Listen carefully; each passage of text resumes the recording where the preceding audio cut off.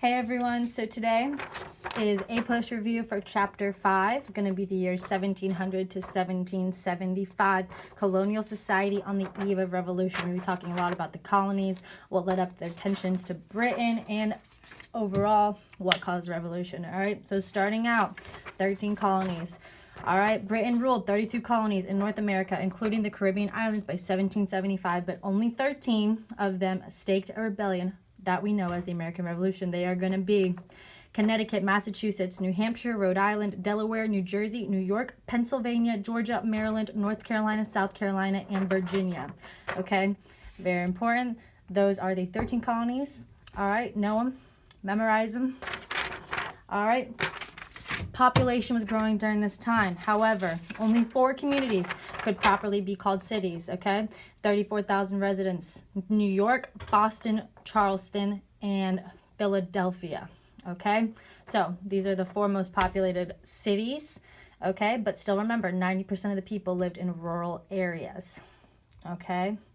So next, moving on to how colonial America was a melting pot. All right, lots of different people, lots of different kinds of people. All right, we had some Germans, but most importantly, we had the Scots-Irish, okay, who in 1775 numbered about 175,000 or 7% of the population and were the most important non-English group. They immigrated to North America for many reasons, including seeking religious freedom and the abundant land that was there. Their settlements lay scattered along the Great Wagon Road, which hugged the eastern Appalachian foothills from Pennsylvania to Georgia. All right, and we're going to talk later about how they're very well known for their Protestant religion, okay, kind of bound them all together. All right, next. With that, population 13 colonies, though mainly Anglo-Saxon, was perhaps the most mixed to be found anywhere in the world. We just talked about that.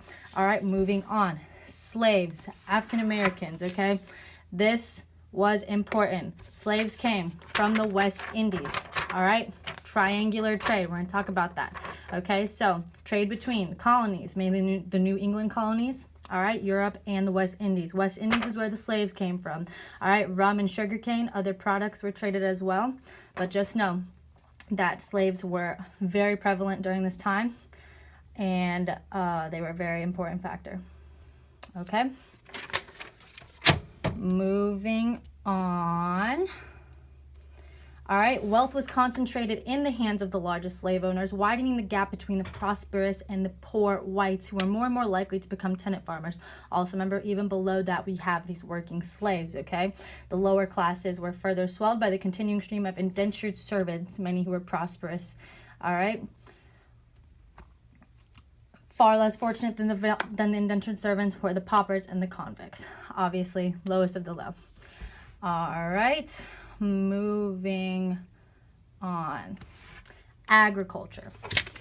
Agriculture was the leading industry of this time, involving about 90% of the people. Remember, most people lived in rural areas during this time. So, tobacco continued to be the staple crop in Maryland and Virginia. The wheat cultivation also spread. Remember, agriculture is through it all, okay? All the colonies farmed, all right? Even along the coast, though, there was some fishing. And remember, lumber is very important as well, lumbering. Manufacturing the colonies was only secondary importance, although there is a surprising variety of small enterprises. All right, moving on. The Molasses Act of 1733, okay? British Parliament passed this act. Its goal was to stop North American trade with the French West Indies. So here we go here. America wants to trade with the West Indies. Nope, not today, Britain said. So what happened? What do you think happened? America's mad. We just want to trade. We want to make money. And Britain says, no, you can't do that. So increased tensions, okay? Americans are getting mad. So that's one, remember, Molasses Act, 1733. Big factor in revolution. All right, moving on. Transportation, all right, railroads. They were bad. They were slow. They didn't work, okay? Roads were wretched. Heavy reliance was placed on God-grooved waterways, and the population tended to cluster along the banks of navigable rivers, okay? Railroads were not reliable, okay? You could not get on them fast, and they were just unreliable form of transportation. So that's something, remember, during that time, big issue, okay? All right, moving on, we have the churches, okay? We got 3 of them, but first 2. You have Anglican Church, one side, Congregational Church, the other side, all right? And right in the middle, we have the Church of England, okay? Whose members were commonly called the Anglicans, became the official faith in Georgia, North and South Carolina, Virginia, Maryland, part of New York. So this Church of England sought to spread, all right, its religion because they wanted all the colonies to be under this one religion, okay? However, in America, the Anglican Church fell distressingly short of its promises, okay? It was secure and self-satisfied, like its parent in England. It clung to a faith that was less fierce and more worldly than the religion of puritanical New England, okay? So here we go next. Influential Congregational Church, which had grown out of the Puritan Church, was formally established in all the New England colonies except independent-minded Rhode Island. So this is big, widespread Congregational Church, okay? All right, remember, small little fact, Presbyterianism, though closely associated, was never made official in colonies, okay?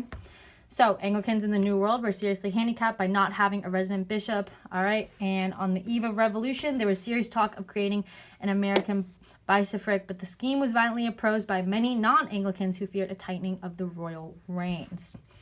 Moving on, we have huge religious revival, okay? We call it the Great Awakening, okay? In all the colonial churches, religion is declining, okay? Not as many people are practicing, but Great Awakening changed all of that, okay? Ministers changed the way that they gave services. People became more devoted, believed strongly in God, that everything in their life revolved around God, and people were proclaiming that human beings were not necessarily predestined to hell like many believed for so long. So ideas were changing, religious ideas were changing, and that's very important. This is the first Great Awakening, okay? So the stage was set for religious revival. Exploded in the 1730s and 1740s, swept through the colonies, and it was ignited in Massachusetts by Jonathan Edwards, who is a pastor, perhaps the deepest theological mind in America. All right, so that's the Great Awakening. Along with this, while religion was thriving, art suffered. People did not respect it because, one, nobody could buy it. Everybody was poor. All right, there were no art schools, and people like art just did not thrive during this time. All right, so on the other hand, schools and colleges, they did have a couple, okay? It was growing. There were schools, University of Pennsylvania, Cambridge over in Europe, very popular, well-known, and respected universities. All right, so most of these institutions were tax-supported. Others were privately operated, but either way, doing better than art in some senses. All right, so moving on. Architecture, largely imported from the New World and modified it to meet the peculiar climatic and religious conditions of the New World. All right, so we're kind of changing things up a bit. We went from art to education to now architecture. All right, both having different levels of success in the New World. All right, moving on to science, okay? We're now rising above the shackles of superstition, making some progress, although lagging behind old world's progress, okay? So like I said, Great Awakening, new ideas. All right, people are becoming more enlightened. All right, hand-operating printing presses made widespread leaflets, journals, pamphlets. Even on the eve of the revolution, there were about 40 colonial newspapers that went out, and it helped spread ideas faster, okay? Big improvement. Next thing we're going to talk about, the Zenger case, okay? So this was John Peter Zenger in 1734, a celebrated legal case, all right? Rose in New York. So Zenger's newspaper had assailed the corrupt royal governor, and he was charged with seditious libel that accused and he was accused and hauled to court where he was defended by a former indentured servant, Andrew Hamilton.